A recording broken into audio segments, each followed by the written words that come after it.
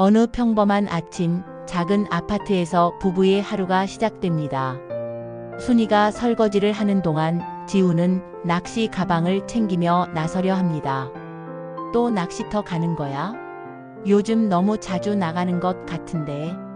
순이가 조금 서운한 목소리로 말합니다. 날씨도 좋고 혼자 있는 시간도 필요하고. 지훈이 가방 끈을 매며 대답합니다. 그래. 조심해서 다녀와. 점심은 챙겨가고? 알아서 해결할게. 저녁 때 올게. 지훈이 문을 나서자 순이는 잠시 창밖을 바라보며 한숨을 쉽니다. 결혼한 지 30년이 넘었지만 요즘 남편이 자주 혼자만의 시간을 갖는 것이 조금은 서운했습니다. 하지만 순이는 몰랐습니다. 지훈이 진짜 어디로 가는지를. 30년 전 그들이 처음 만났던 그날을 기억해 보겠습니다. 작은 건설 현장이 분주했던 어느 날이었습니다. 당시 35세의 지훈은 몫으로 일하며 거푸집을 철거하고 있었고 32세의 순이는 건설 현장에서 자재를 나르는 일을 하고 있었습니다. 그때 사고가 일어났습니다. 순이가 자재를 나르다가 바닥에 박힌 못을 밟고 말았던 것입니다. 순이의 비명 소리에 지훈이 급히 달려왔습니다. 어떻게 된 거예요? 이런. 지훈이 당황하며 상황을 파악했습니다. 못이 박혔어요. 순이가 고통스러워하며 말했습니다. 제가 정리를 제대로 안 해놨네요. 병원 가야겠어요. 제 차로 모셔다 드릴게요. 지훈은 자신의 실수에 대한 죄책감으로 가득 찼습니다. 병원 응급실에서 치료를 마친 후 지훈은 여전히 미안한 마음을 감추지 못했습니다. 정말 죄송합니다. 제가 조심했어야 했는데.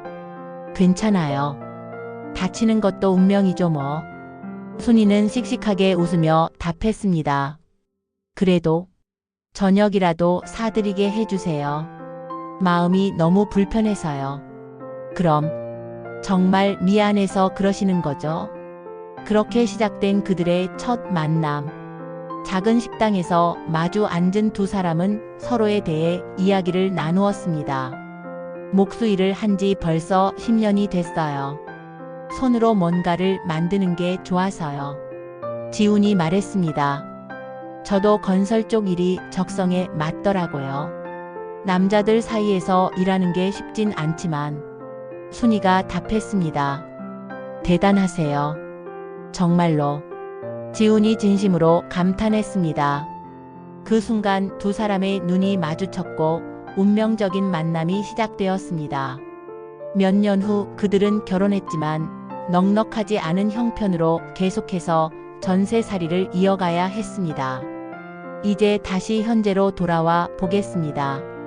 지훈이 진짜 가는 곳은 낚시터가 아니었습니다. 도시 근교의 아름다운 언덕, 그곳에서 지훈은 혼자서 작은 전원주택을 짓고 있었던 것입니다. 햇볕에 땀을 흘리며 정성스럽게 나무를 깎는 지훈. 그의 마음속에는 오직 한 가지 생각뿐이었습니다. 순이야. 이 집에서 우리 둘이 행복하게 살았으면 좋겠다. 지훈은 집 구조를 살펴보며 미소를 지었습니다. 주변에는 연못터와 텃밭 자리도 미리 마련해 놓았습니다. 순이가 좋아할 만한 모든 것들을 생각하며 하나하나 준비했던 것입니다. 몇 주까지나 집이 거의 완공되었습니다.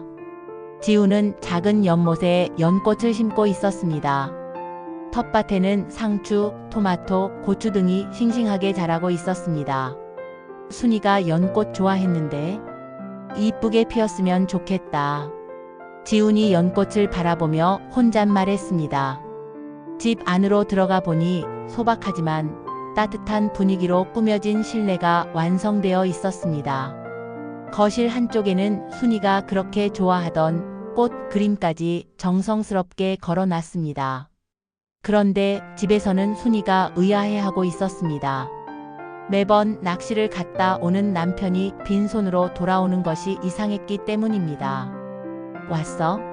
고기는 잡았어? 순이가 물었습니다. 응. 몇 마리 잡았어? 지훈이 미소를 감추며 답했습니다.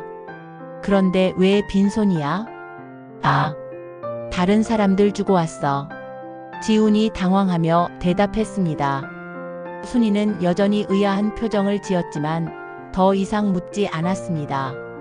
드디어 그날이 왔습니다.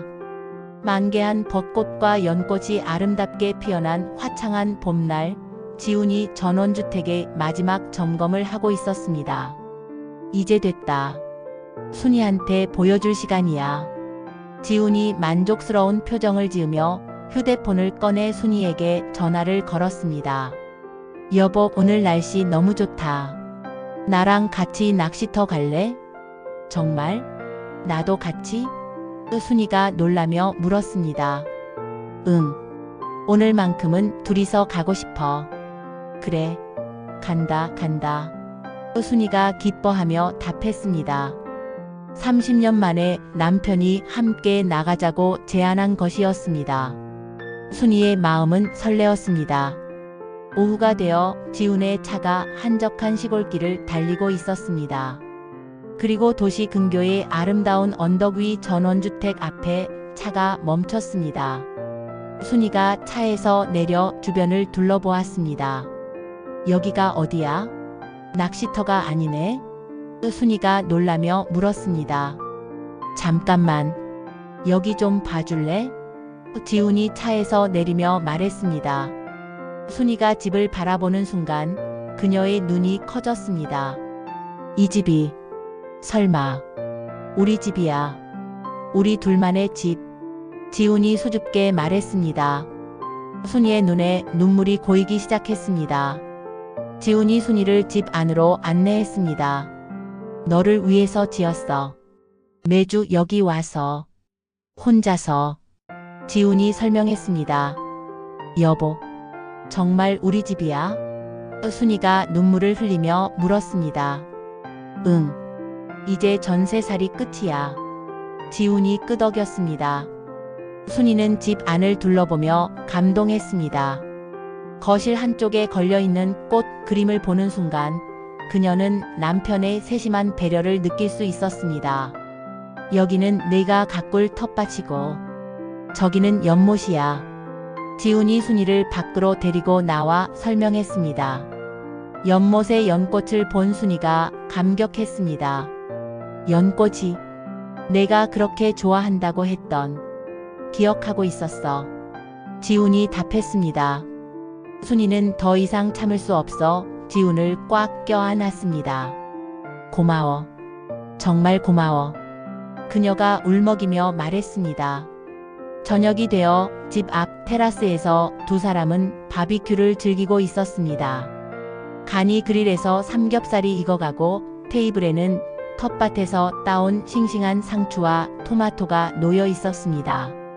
상추 정말 싱싱하다. 네가 잘 기를 것 같아. 지훈이 고기를 구우며 말했습니다. 토마토도 이렇게 달콤할 줄 몰랐어. 순이가 행복한 표정으로 답했습니다. 그런데 정말 매주 여기 와서 이 모든 걸 혼자 했어? 순이가 물었습니다. 너 행복한 얼굴 보고 싶어서. 힘든 줄도 몰랐어. 지훈이 고기를 뒤집으며 답했습니다. 밤이 되어 두 사람은 나란히 앉아 하늘의 별을 바라보고 있었습니다. 30년 전 그 못 밟았던 것도 이제 생각해보니 운명이었나 봐. 순이가 지훈의 손을 잡으며 말했습니다. 그때 내가 정리를 제대로 안 해놨으니까. 지훈이 웃으며 답했습니다. 그 덕분에 우리 만났잖아. 그리고 지금 이 집까지. 이제 진짜 우리만의 시간이 시작이야. 지훈이 말했습니다. 응. 이 아름다운 집에서. 순이가 끄덕이며 답했습니다. 다음 날 아침 순이는 텃밭에서 야채를 따고 있었고 지훈은 연못가에서 진짜 낚시를 하고 있었습니다. 여보, 오이 정말 잘 자랐어. 순이가 기쁘게 외쳤습니다. 이제 진짜 낚시하는 거야. 지훈이 낚싯대를 들며 답했습니다. 두 사람이 웃으며 서로를 바라봅니다. 사랑은 때로는 조용한 헌신으로, 때로는 깊은 인내로 꽃을 피웁니다.